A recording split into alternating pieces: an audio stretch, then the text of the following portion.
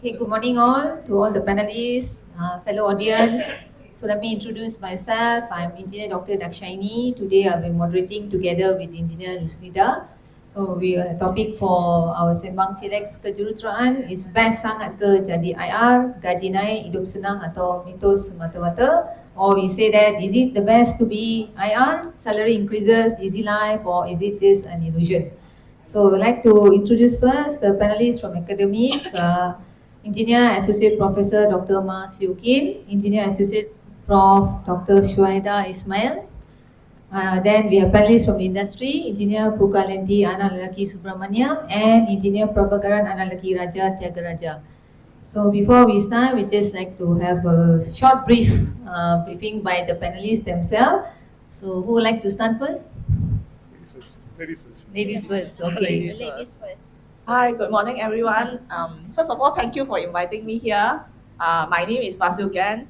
My background is electronics engineering. I was in manufacturing, work in electronics engineering. Basically, I work in project management and I work in ICT, more electronics computing related. Currently, I'm with Quest International University. It's based in Ipoh, Perak. Is a comprehensive university, meaning that it's not a very big university, but we have all the faculties, including medicine, pharmacy, engineering, of course, business, early childhood, and many more.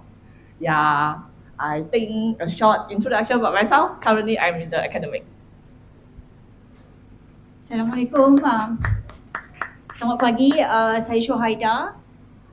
Both of us are actually homebred from Women Engineers IEM. Okay, the former, how many former? Tiga retiring, tiga kali former Women Engineers chair, and I'm just left my chair last 2 months.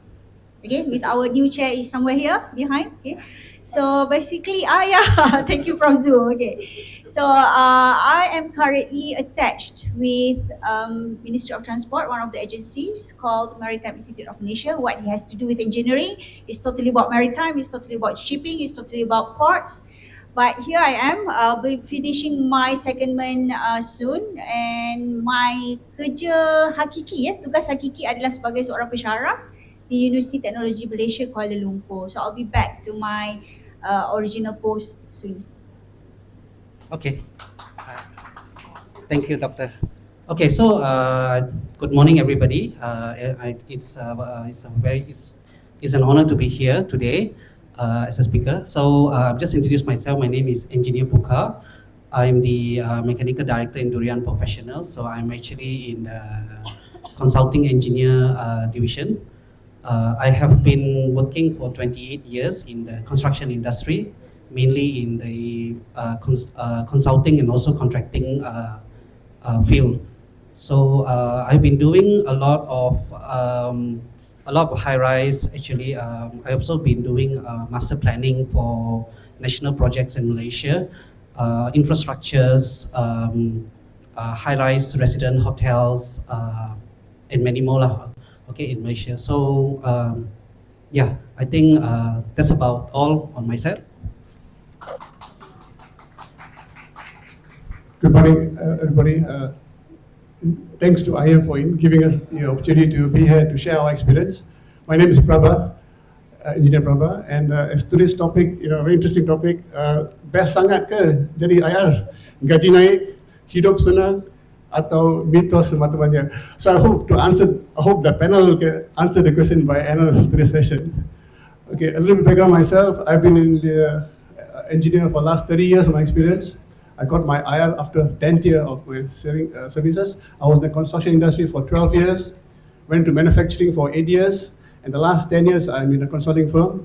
So I hope to share my experience, hope to get young engineers attracted, and move to the next level up from where they are, and hopefully, we create more awareness among the engineers. With that, thank you. I pass on to the moderator.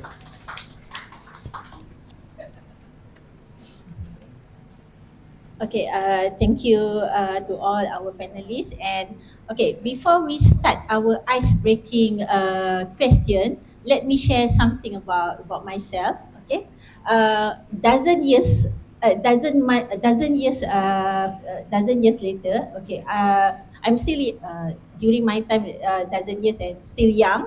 I got my PE, and I give somebody my name card. Okay, I give him my name card, and he was looking at my name card, and he said, "Wow, civil engineer, good, good." And then comes, "Wow, got IR. Oh, very good, very good." So I'm already flying to the sky. I'm so like, wow. Okay, so the question is, how is it the IR imply to yourself actually, the title IR? So how you feel with the IR title in front of your names? Maybe all the panelists, present to the panelists. Anyone can start first. Yeah, I think it's first. Okay, so basically, when I got my IR in the year 1999, after working for close to 8 years, I think then because you go through the process of the interview, you go through the process of you mold yourself, from a basic design engineer. I was a design engineer then. After about 8 years, after going through the projects, it's good because you cross the hurdle, you cross the and then eventually you hit the finish line, and then they award you as the IR engineer. You feel privileged, you feel happy, you feel excited. And as what Juan mentioned, in name is printed IR, you get the recognition. You're one level up, they look for you for advice, and then you become a head of a department, you become a team leader, or you lead a team of people that look at you for reference, look at you for guidance. So at IR's level, I believe there's a certain level of transparency, ethical things that you do based on driven by data, driven by assessment, where you validate something before you give a decision. So I believe people look up to you as someone, to give the finish line and to give the final endorsement for approval. That's my take. Thank you. From my perspective, yep, I agree with IR Prabha, but like me, I do have a lot of, they call it alphabetic soup in front of my name, right? IR, European engineer, blah, blah, blah. So it feels, maybe some of you will feel, wow, it's good to have this, but have you heard that the thicker the pocket is, means the more salary you have, yeah, IR Razak, the more spendings you would have. And the same goes to IR. The IR, walaupun dia nampak handsome, nampak cun, nampak cantik, nampak gah, you are actually carrying an amanah. Okay, the more alphabetic soup that I've got, to me, the more amanah that I have to carry on my shoulder. And at the same time, this is where you have to become more brave. Brave is the key word. Yes, we are a team, we are a problem solver, yes, another one hand. On the other hand, yes, we need to be brave in taking any actions, in ensuring that, again, we must comply with our code of conduct. It's not just about glamorous, it's not just about name. That's my insights.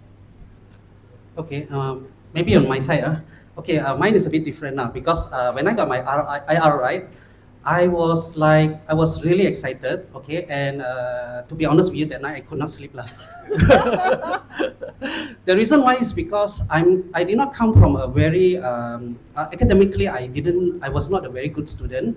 Okay, I did not study well. I'm the type people who like to play around, climbing trees. We stay in kampong lah. We jump in the river. We never think. So I did not see myself as a professional engineer before I got my IR. Until I got my IR. So the day I got my IR, I got very excited. At the same time, I'm also very, I got two feelings lah. One is excited, one is very scared lah. Okay, because the scared part is because I never see myself to be a professional engineer endorsing for drawings and leading the group of people. Basically, it's a total mindset changes lah.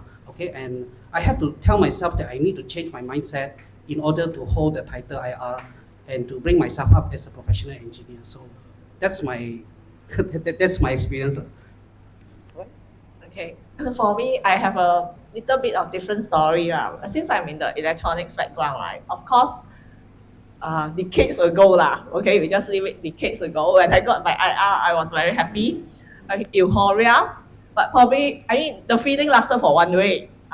Then I figured out I'm still me, okay? Of course, in the world of engineering, people expect better of me. I have to hold on to their expectations, right? Especially professionalism and so on. And after I got my IR, right, because my work is more IT related, computing, electronics, it's a world that sometimes we call each other by our first name.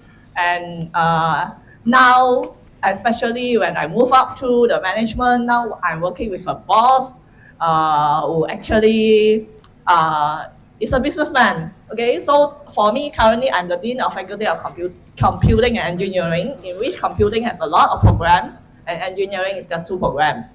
So in a way, I'm expected to upgrade my skills to ensure that I can keep my engineers behind me. But of course, having the IR, I have the skills to actually get engineering companies to support me better than my boss. I keep it that way. That's why I need it. Okay. Okay, so we move on to the question. So, who wants to answer first? Who wants to speak first? Ladies again, Okay, then Dr. Ma again, So, are lecturers with the IR title more respected by students and academics? Yes. Okay, maybe from my experience, as I said in my introduction, Quest is a private university with the tempered partnership with State of Perak. State of Perak has 10% shares on it. So in this case, we are a comprehensive university, small but comprehensive, meaning we have Faculty of Engineering, Computing and Engineering, in which I led. We have early childhood, we have business, we have social science, we also have medical school of pharmacy. Of course, in the engineering fraternity, we are so respected as a professional engineer. But because we sit on the Senate with the Dean of Pharmacy, they have their medical, you also know in certain culture how respectful medical is. So actually, I think we are who we are, right? I mean, we are from different professions. We respect all of us, no matter whether you have the title or not. That's what I believe. Okay, then Dr. Shu, another question, an academic can? So in academia, boleh. Boleh. So is IR title more relevant for teaching or for research? Does it play a good role or does it have any influence? Okay, I kena patah balik 3 tahun lepas because I was in UTM last 3 years. Okay, so basically when we look at the university itself, as in terms of the KPI, we have 7 Ps. Okay, for those who are not in this academia 7P. Apa itu 7P? Prof Zul, please help me. Pengajaran, perundingan, penyelidikan, penerbitan. Okay, ada lagi pengkomersilan, perundingan, dan last sekali adalah these professional services like what we're doing now, IR. So apparently, whether you are a researcher, whether you are in research mode or in teaching mode, being a lecturer, the 7th P, that is professional services, you can't avoid that. I'm talking about Faculty of Engineering. Even if you are in Faculty of Alam Bina or Faculty in Quantity Surveying, the QS, the AR, the LAR, this alphabet soup gives something to your KPI at the end of the day. And this KPI is being counted year by year. And I've heard some of the public university, not some lah, satu public university, I don't want to mention the name because I'm not sure whether, because I tried Google, I couldn't find the information. If you've got PE, you will get 1,000 salary, 1,000 allowance every month. And PPC 1,000, PE 600. How handsome it is. Kan? I hope I can join that university lah kan. Okay. Tapi tak dapat offer kan. Okay, back to the question. Yes, people are saying that when you are lecturing, PhD is number 1. That is very, very true. We've seen that even though we have PhD graduates, like abundance of PhD graduates, they're still looking for jobs. Ada kerja bawa driver grabs and so on and so forth. So yes, number one is you have to have the PhD to become a lecturer at a public university, especially at the Faculty of Engineering. Number two, if you have the IR, it's not a compulsory, it's not mandatory for you to have IR, but it will give you benefits compared to others. It's just like Edward Wong punya case lah kan. Oops, tak boleh cerita Edward Wong punya case. Okay, but it's something like that. You must hit the right jackpot. Means you have to have the right skills, the right X factors for you to fit in the faculty in order for you to be known, to be selected compared to other competitors. So that's my answer. Okay.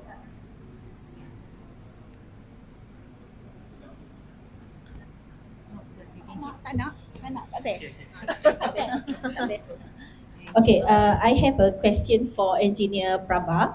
Okay, in your line, does the title IR comes with better pay, easily promoted, or any other privilege or prestige? That's what I want to hear too. Yeah, we want to hear from you. I'm in the spot now. Yes, okay. Definitely the answer is yes. I must say from my experience, from my years of from a construction industry, and then I became into manufacturing as an RE in the manufacturing industry, resident engineer, and I became now my own consulting firm with 4 partners. Yes, definitely as a design engineer, and then we progress, and then we evolve ourselves from where we are normal engineers, and then we take up the challenge to become an IR. It's not easy, it's a process, and IEM and BM is a very structured process they have where they to qualify IR. There's a lot of process involved, there's a lot of submission involved, this is the interview and the examination, and they've got 2 level, 2 tier, the normal IR and then the PEPC IR for submission. So I believe yes, when you come to that kind of level, definitely your salary will increase because of you have more commitment, you have given more authorities, and the management or the stakeholders of the company look at you as someone to take the lead in the company when it comes to making decisions. So, and they respect your decisions because your decisions is highly respectable and add value to the company and brings business to the company, and therefore definitely as an IR, you must be awarded with remuneration, and benefits as the business grow, and so I believe the answer is yes. So I just like to add. So how much more can you expect? Yeah, how much more? Being an IR and not being an IR. Yeah. Well, that's a tough question. I should ask the question to Punggol. Can. Okay, okay, I just give a point of view from a consulting engineer point of view lah. Okay, normally yes, in terms of salary, right, increment salary, usually those engineers who got the IR, they will instantly get better salary lah. Okay, but how much I won't tell you now because it differs from consultant to consultant. Later somebody come and ask me, how come my company didn't get the same salary that you mentioned? So yes, the answer is yes, you will get a better salary, and the reason why you get a better salary is because you are more capable now. You have the capability to carry out the job. In terms of experience, you already been qualified. Technically, when you go for the exam, either BM or IEM, you already got the 3-year experience to clock in. You got the site experience, and then you know how to apply those safety aspect into your design. And also you have the professional ethics. Okay, so that's my answer. Okay, you want to add something? Safe Same answer. No numbers, no figures. Yeah. Okay, to Engineer Puka also, another question. Okay, normally the engineers who just graduated and then just joined the companies, okay, they are without the title IR. So how would the company react? Is it they will encourage them to pursue to do their PE and so on? Okay, good question actually. So actually I've joined many companies before. So based on my many company that I experienced, most company consultant firm, they groom their engineers. They want to make sure that the engineers get IR. So from the company perspective, having more IR in the company means your company is more reputable. You have very strong, competent people to carry out the work. when you see the client, you can tell, you also can show client that, you see, look, my company, I got 10 engineers IR with me today. So for those engineers, it will also attract a lot of young engineers to join the company at the same time, to make sure that, because the young engineers, when you go to most consulting firms, they will probably choose the one with a lot of IR, because they know that they get good seniors to guide them, to teach them, so that they too can become an IR. So when young engineers come into the company, they see they've got many IR, that means they also have the capability to become an IR because they have mentor there. Yeah. So any route on how you go about in your company so far? Yes. In most companies, we usually have the training provided, and on-the-job training. Because the way I look at it, the on-the-job training is more important actually than the training provided in-house by the staff or by the engineers themselves. Because on-the-job training it applies on how you utilize your technical knowledge in your work.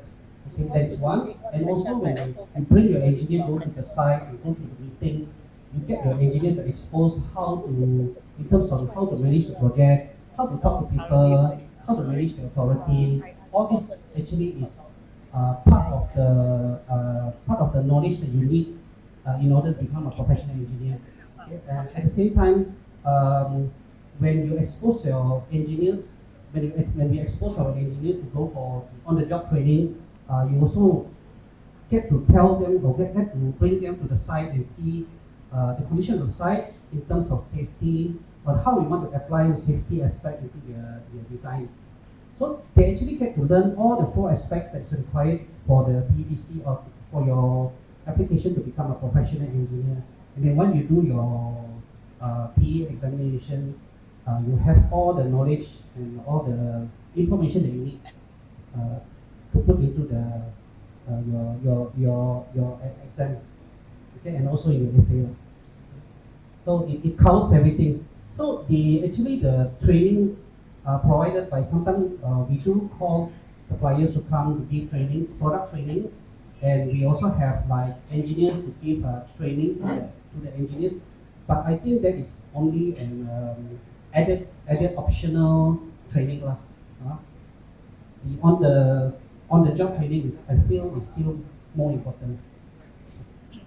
So we come back to the academic question again.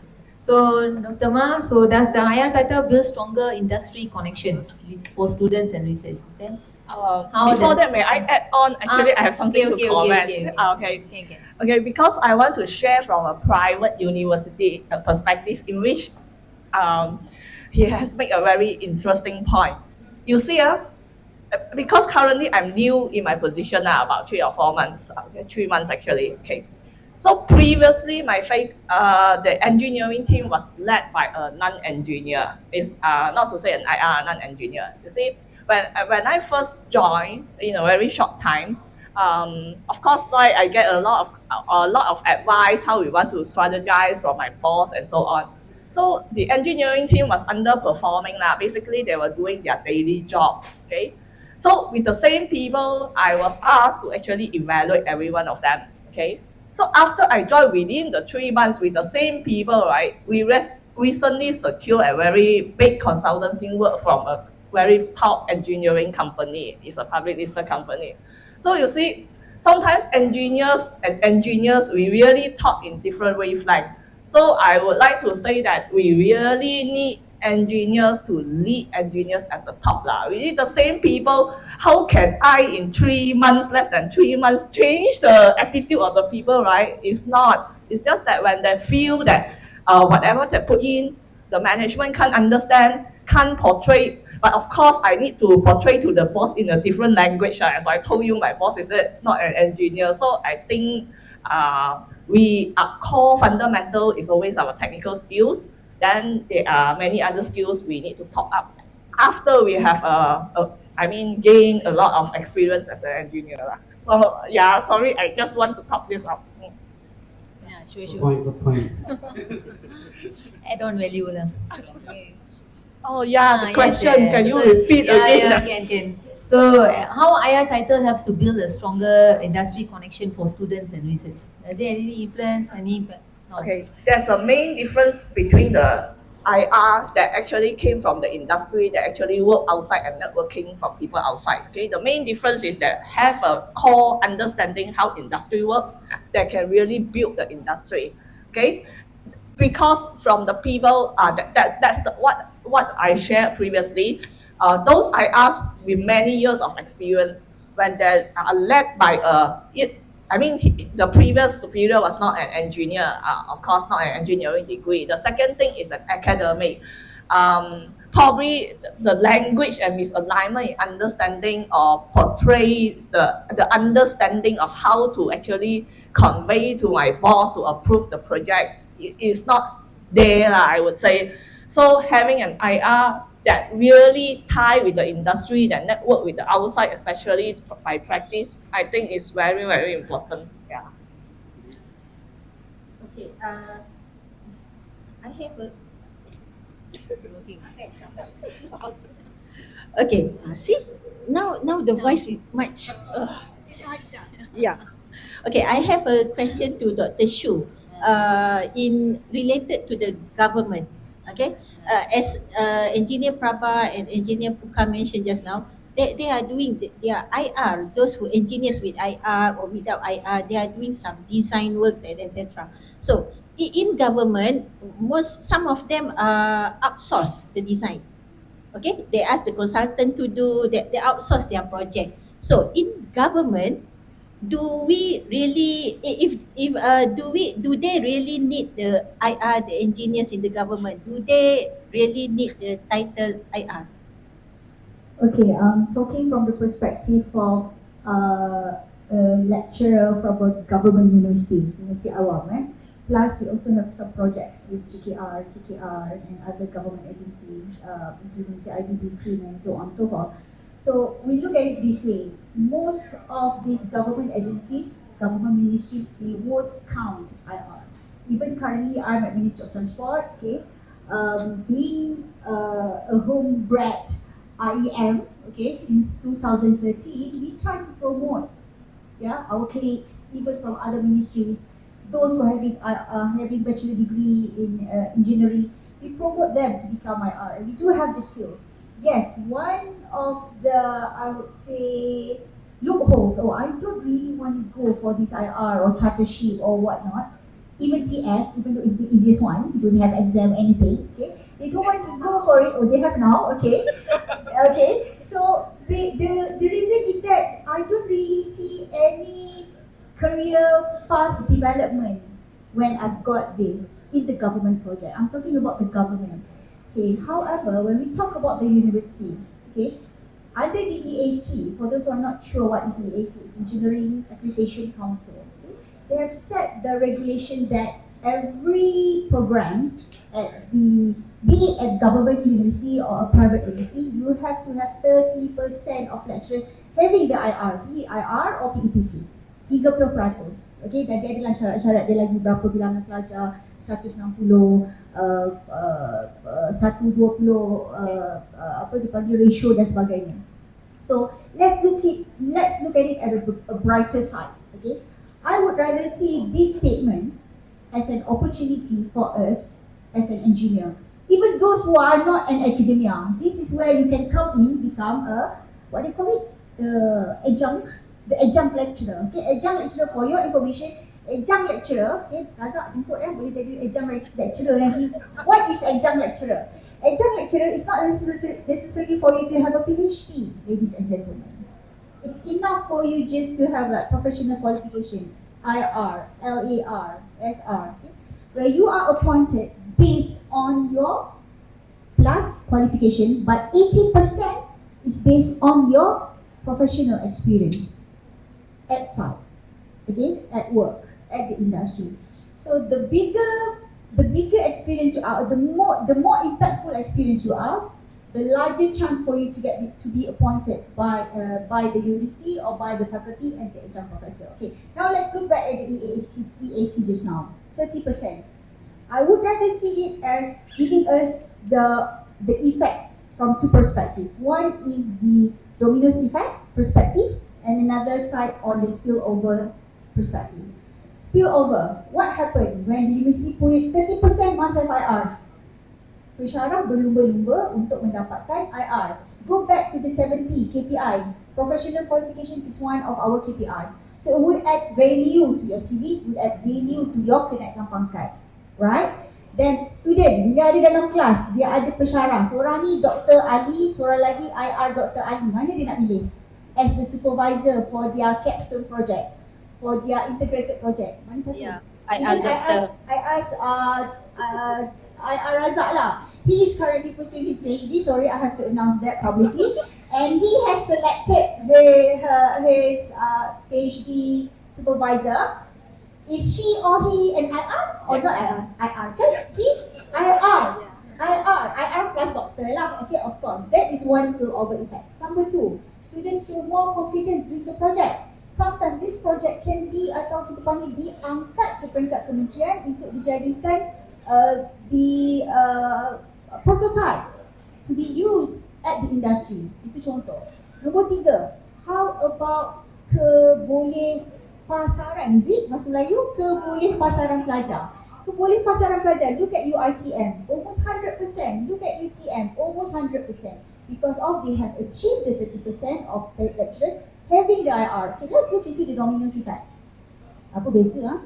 Spill over dengan dominance effect, tak apa, nanti masuk kelas saya, promote Okay, so for the dominance effect, yes, kita dah tengok apa kesan dia. When we talk about the dominance effect, it's about the cause and effect. What is the eventual, okay, kita tak perlu tengok lah at the university level lah, of course lah, they will help to improve the university level, the university ranking, okay, at times, even at research university level, whatever ranking they have, of course, because of you are having quality lecturers, quality products in terms of students, and also the output from the research and output from the teaching experience of the students. Okay, that is number two. Number one. How about number two? To the government, to the country. Ke arah negara, kita nak mencapai 2030, rancangan Malaysia ke-13, apa dia? Cepat. Mentang-mentang daripada kementerian kan? Okay, rancangan Malaysia ke-13, kita menyatakan bahawa Malaysia menghala ke arah negara maju berdasarkan knowledge dan inovasi. Kat mana nak datang inovasi? Dari doktor ke? Daripada accountant ke? Engineering. Sudah pasti daripada engineers. We are problem solvers, we are creative, we are innovative, we are the one who become the backbones for this innovation nation. Thank you. Okay, so let's continue with that. Since you say that IR is very important, so what are the incentives of universities for those lecturers for IR title? Tadi I dah sebut ada satu universiti yang tidak mahu disebutkan namanya, 1,600. Besides that, yeah, government pun ada not only to lecturers, to all, right? We are providing the pengecualian cukai, ya. We can just provide our receipt of payment, okay, but they have limits. Okay, even at university we can claim, tapi janganlah bila dah claim kat university claim pula dekat LHDN kan for the exemption. And then we also have a lot of programs. We do provide the secondment to lecturers, which they are paid, they are fully paid. Their salary means they are given 1 year cuti. Okay, we call it latihan ikhtisas. Okay, it's like training lah, so they can be attached to your company. Please, yeah, IR Pukal and IR Prabha, please give some spaces for these lecturers, especially the young lecturers, because for UTM, those who are below 40, okay, it is compulsory for them to undergo this professional training for 1 year. It's not necessary to be the whole 1 year at bulk. It could be like 2 months, but for effectiveness, it's better for them to go like 1 year and just to fulfill the syarat-syarat untuk mendapatkan like me civil 6 months, site 6 months, consultancy. So those are the things that the industry need to assist on.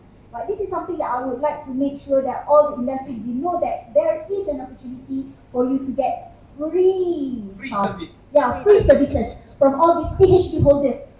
For free for 1 year. Okay, please grab this opportunity. My company got one.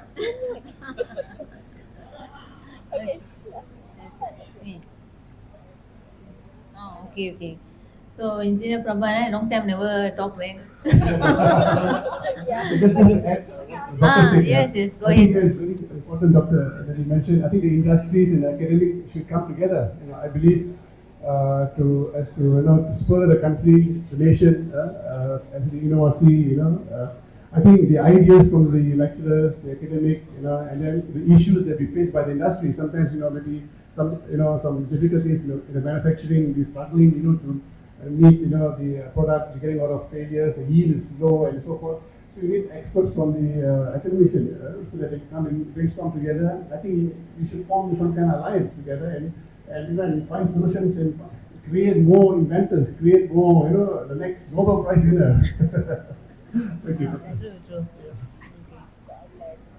That's Okay, so yeah.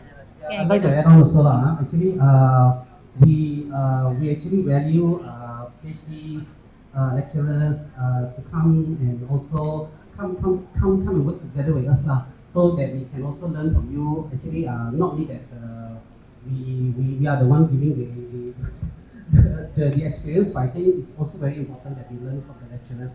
So it's a win-win thing Two-way to have the maximum output. Okay. So Engineer Puka, another question for you. So is it IR title you need to have to become a boss, big time technical manager or department head? Is there a requirement? Good question. Okay. It depends Okay. So from a consultant perspective, I think it is necessary to have IR. Okay. I think the new regulation now allows non-IR to become one of the shareholder, but I think to run a consultant firm, you definitely need to be an IR because one of the reasons is because of signing of those authority documents. You need a PEPC to sign those authority documents as a signing person.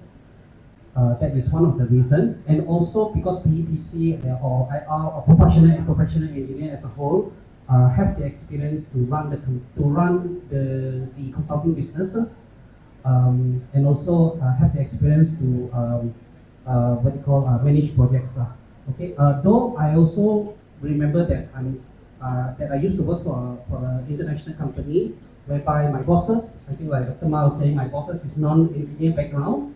Okay, and I can understand like what Dr. Ma was saying that from a non-engineer perspective, when they run a consulting company, their focus is more towards how to earn money for the projects okay, rather than how to carry out the project effectively and how to ensure safety and how to do it in a very professional manner. Okay, so that is from the. So there are some engineering company who is not an IR. For example, in the contracting company, you can become the boss there if you have the experience working as a contractor. You know how to manage the contractors, your subcontractors, and so forth. You can become a boss. Okay, so depends on which line or which sector you are in. If you are in a consultant firm, definitely it's a PPC or IR. So Engineer Prabha want to add on to that? yes, just the salary. Just the salary. Yes, definitely. Yeah, I mean, because the fact that you are in, because when you become an expert, you become a subject matter expert, you become the sought after person. Somebody looks at you for advice. Definitely, there will be an increase in salary and definitely promotion wise. And I think it adds value to the non-technical person, the businessman or the owner, the stakeholders. At least with that, will add to the business and then grow the business, and eventually the company gains profit. And then eventually you must not forget the workforce as well, the engineers that supports the company. So I think it is a circular system where everyone need to play a teamwork.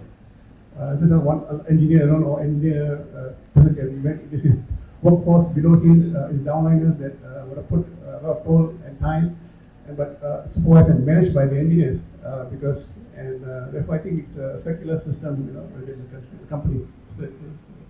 Yeah. So how about the academic, Dr. Ma and Dr. Shu? So is it IR guarantees you to head the department or a higher position at the university level? Okay, based on my university, I don't think my boss look at the IR when he hired me lah, to be frank. Okay, but very simple only. Okay, from my perspective, as what most of the industry panels have mentioned, when the boss is not an engineer, it's profit and loss, right? So I need to make sure, actually, because I'm there for 3 months, right? For the past 2 months, actually, what I did is actually I I conditioned my engineers to understand how we should move this project. We take a middle ground. Engineers, we always expect perfection, 100% safety, 100 this, 100 that. By the time you achieve 100, maybe 10 years later, sometimes we need to have short-term win before we can win long-term. So once we get the project in, my boss see money coming from this division, then the boss automatically will give me more support. So basically, I would say this way lah, but basically when you have a professional engineer, I believe that my team also respect me more, and I'm not so sure whether it's reality or it's just perception.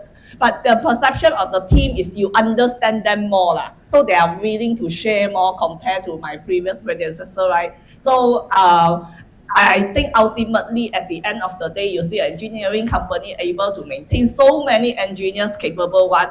We also need to ensure that we can support them financially and provide better remuneration. So I think, when you one time for those young engineers, when you are in the leadership position, then your thinking will be a bit different. Of course, when I talk to my boss, don't talk to him about all this safety, then he think about cost, then you are out of the office in 5 seconds, okay? So I believe that there's a trade-off. Okay, I think we run short of time. Maybe how about we spice more the panel, the forum session by open the floor to the audience. Maybe anybody have a question? Yes, sir. Can mention your names. Where are you from, Tuan? With the uniform. Morning, sir, madam. I am Shafiq from Royal Malaysian Navy. I have 3 questions. The first one about engineer dilemma. IR actually, I'm not sure in private sector, but in public sector, we are second-class citizen because at the end, our boss will be non-engineer. For example, my friend they have IRTS, ASEAN Chartered Engineer, but at the end, their boss is someone from not degree. So what is your opinion about that? The second one about the expectation, because sometimes people look at IR, they think they know everything. In reality, IR is so many sectors. Mechanical, electrical, electronic, and so on. So sometimes they have perception, takkan tak tahu buat kan. Contoh for me, mechanical, some defect on missile, so takkan tak boleh nak repair. So how to educate them? The third one, about the kemunculan TS lah, professional technologies. So we all have TS, very easy, like Prof say. So what is your opinion about in the future, apa nak dibezakan? Sekarang ni semua dah berlumba-lumba, IRTS semua ada dah.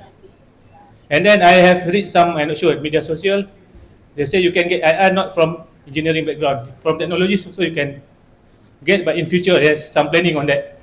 So what is our way forward about it? Thank you. Okay, thank you very much, sir, for the question. Okay, ni more towards the government, right? Okay, anybody Shu ke Akak? Okay, kita moderator ni.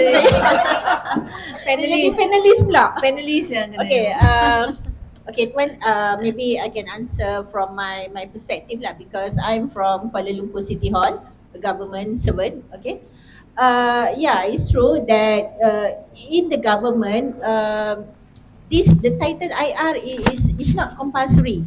Okay, but it's not second class lah. Janganlah cakap macam tu, second class. Okay, but the thing is, if you have a title, you are the engineer and you have a title, it is sort of a self-esteem. It's upskill yourself actually, because you have more something value added there. You know, like Dr. Shu mentioned just now, if you are the candidates of the interview, perhaps you have one without IR, and you have one candidates with the IR, most probably the top management will choose those with qualification, the IR. But of course, come together with the experience, the seniority, and so on and so forth. Okay. But to me, even though we in the government, sometimes we outsource the design process, we outsource some of the project, we seldom do the design and so on. But still, we need to review the site condition. We need to review the projects. We need to monitor the projects. So to me, it is good that government have the IR. Okay, and the second part just now is about You expect to know everything. Yeah, expect to know, because engineers is a problem solver. That's why they expect me to know everything. But in fact, yeah, you cannot ask civil engineer how to repair a lamp. Tukarlah lampu tu. I'm a civil engineer, how am I going to do? But definitely, because we are the engineers, the profession engineers itself that bring us up. You know, that's why they expect us to know everything. But somehow, yeah, we do feel we know everything, right? The expectation is high, honest. Yeah. Anybody want to add something? Yeah, anyone? Okay, good question. I always come across with this question actually. Like people say, you're an IR ma. How come you cannot answer this question? Okay, very simple ni. As an IR, we also have our professional ethics. So as a professional, we always can tell the client or tell your bosses to say that I'm not expert in this field. Okay. Because I always I do a lot of data centers. So in data centers, there are a lot of funny services that I also don't know. As long as there is an engine and there is a motor, it's mechanical scope of work.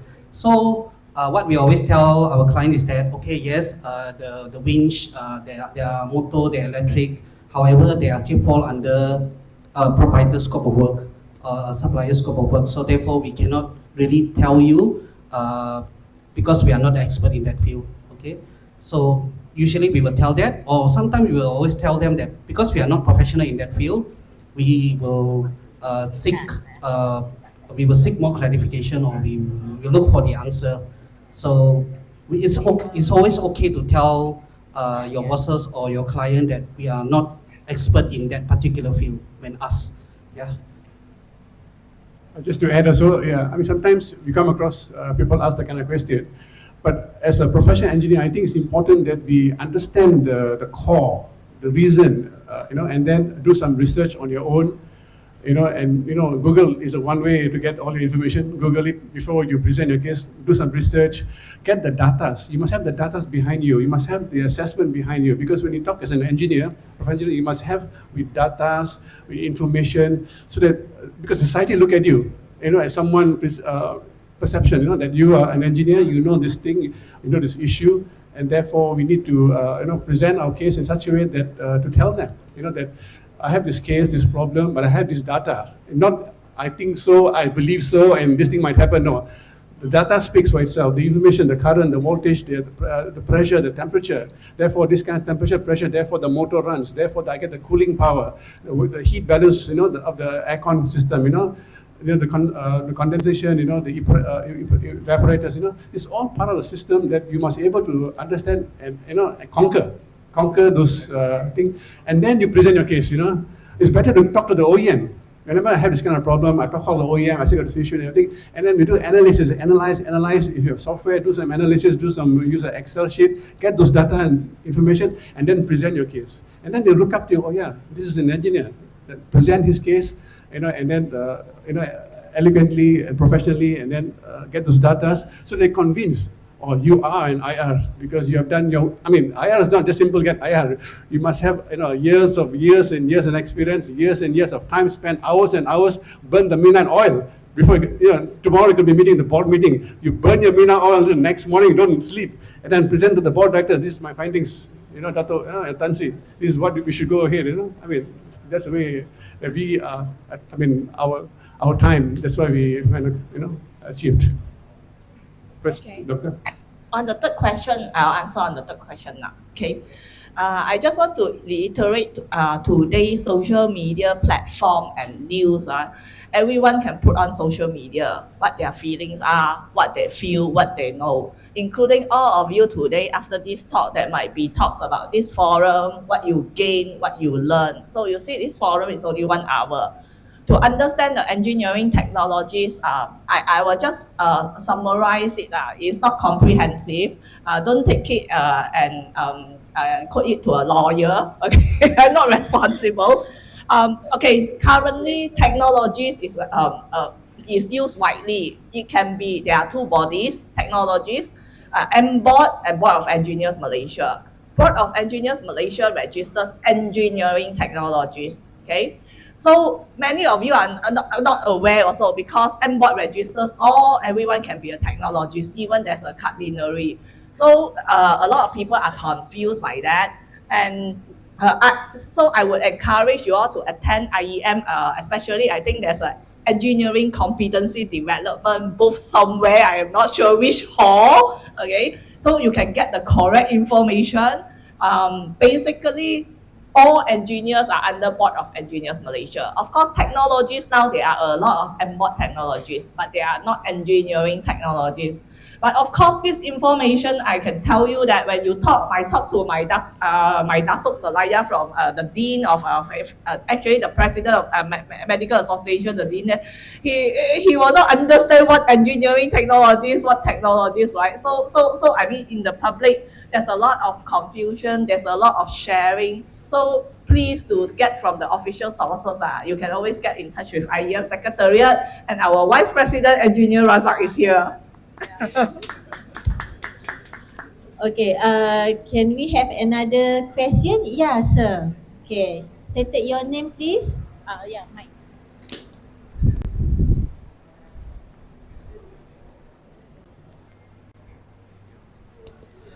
Hi, my name is Jun. I'm from Unit 10, a student. Currently, I'm having a predicament. I'm studying electrical and electronics engineering. And I don't know which path I want to choose later on.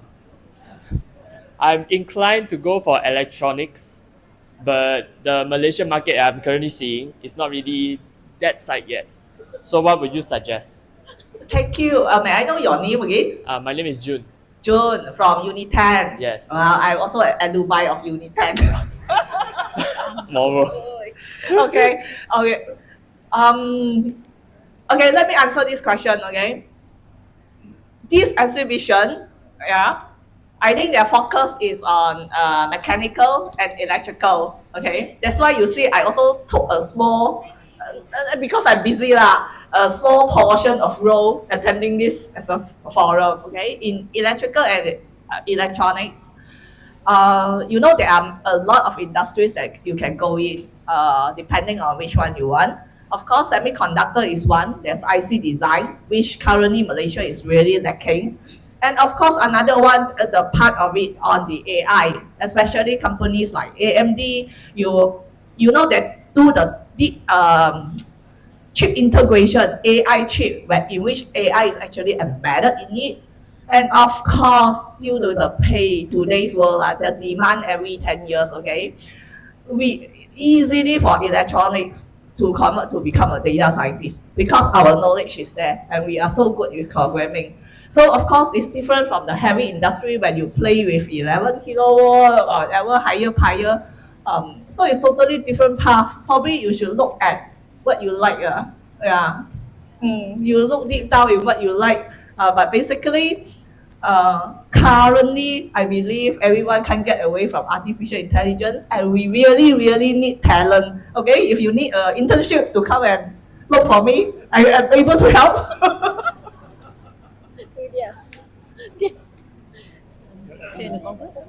conclusion. Okay. Anyone? Any more last question? Maybe you can take from the audience. Ada? Tak ada. Nak tanya soalan? Maybe I can just add. I've also received the same question, especially being a female, and you are in civil, female, panjat bangunan. It sounds tak betul, okay? So you have to open your horizon of thinking, okay? Even though you have the bachelor degree in civil, in mechanical, in electrical, electronics, it's not necessarily for you to go towards that path or become specifically an electrical engineer, specifically an electrical engineer. There are huge opportunities for you to explore. Nowadays, even the World Economic Forum somewhere during the COVID-19 has mentioned that there are around 30% of newly created jobs that we have never heard before, okay, will turn up somewhere in 2030. So you might be one of them who is fulfilling that job post. It could be a data scientist, even though it doesn't sound that sexy, tak ada perkataan engineer, you're not a data engineer, it's a data scientist, but it's still a handsomely paid job to the industry. Sexy lah, okay, sexy lah kan. But engineers itself are not that sexy lah, because even tadi IR Shafiq, is it? Tak tahu second class lah, whatever, because we are not that sexy enough compared to the influencer, maybe the TikTokers, whatever. So this is where IEM is playing their roles, having this, what do you call this? Apa? Sembang Chillex. Okay, Sembang Chillex. Just to give awareness to the public, hey, please open up your again, open up your horizon, talk to us, talk to this. I think 80% of person here are all from IEM. Siapa IEM? Yes, I do know. Ramai IEM. You can talk with them, you can talk to them free of charge. Okay, thank you. Yeah, just wait. There's somebody. I think June. Sorry.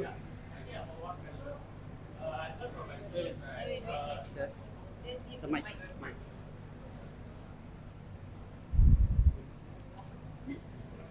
Sorry, I was panicking, running out of time, right? So I heard from my seniors, right? Electronics IR worth less than electrical IRs. Is that true? I don't think so. Okay, June, I don't think so. I think IR is IR. You know, if you show the level of professionalism, you know, see, electronic is more like in the manufacturing industry. And then you have got the electrical. You're talking about electrical, electronic, right? I'm electrical, you know, because I have passion in electrical. Therefore, I went to electrical.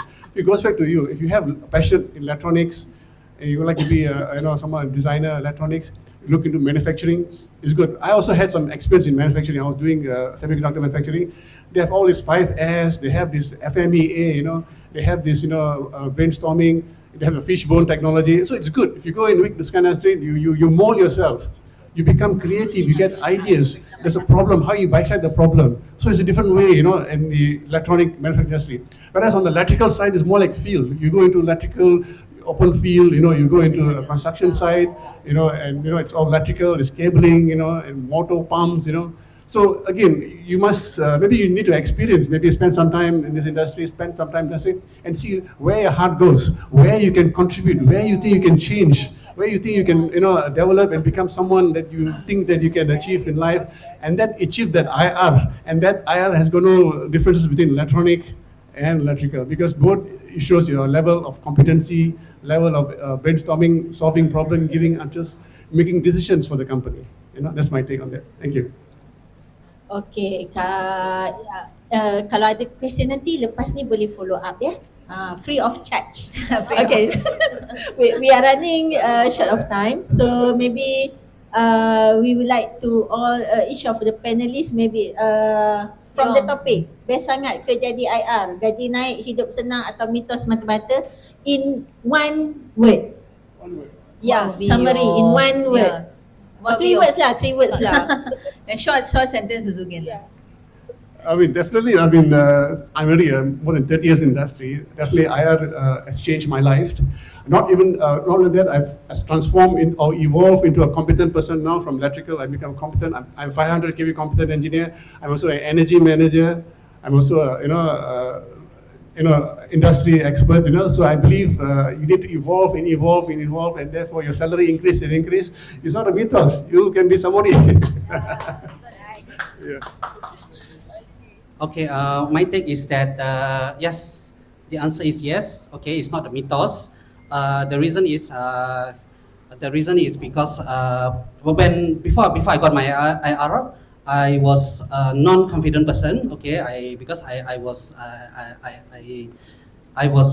did not do my studies well at that time. So and I never thought that I can become an engineer. I thought I'd just be a normal engineer. But when I get my IR, everything changes. Okay, the mindset changes, your attitude changes. It's go beyond salary. Okay, definitely salary is there. Okay, your prestige is there, but the one thing will definitely change you is your mindset. My take is IR is not just your prefix, okay, before your names. Okay, IR, best sangat ke jadi IR, ialah in terms of the prestige, okay, the prestige. Probably lah, tak tahu lah kalau short sendiri, I don't know lah kan. But it's the prestige that you feel by yourself lah, and even people will hormat you better lah, I would believe so. But it's all about the amanah that you carry on your shoulders. To me, being an engineer is the one of the position, just like a medical doctors, that medical doctors, they are contributing to one person, to that particular patient. But for us, when we built the sanitary system, for example, the road system, it's for the whole nation. So, ingat sekali lagi, rancangan Malaysia ke-13 ke arah negara maju berasaskan inovasi dan knowledge. This is where engineers, we play our very, very critical role to assist the government in achieving peace aim. So become an IR. Okay, I think I'm the last one. My answer is also yes. Okay, IR is a skill set that actually you achieve, especially after 4 years studying so hard, right? Your friends study only 3 years, you took 4 years. Some more you need to face the engineering, mathematics. This is so difficult. But bear in mind that this is a skill set that you achieve. Of course, lifelong learning, you need to top up with other skill sets. But somebody without a basic engineering degree, this is the skill sets they will never be able to achieve in the future. So this is actually what moves you forward. But of course, there are a lot of other skills that you need to actually gain going forward. Conclusion? So we'd like to express our sincere appreciation to the panelists for their valuable contributions, and to the audience for their attendance and their good questions. Okay, and participants will have third win. So that'll be the end of our Sembang Chillex today. Thank you and have a nice day.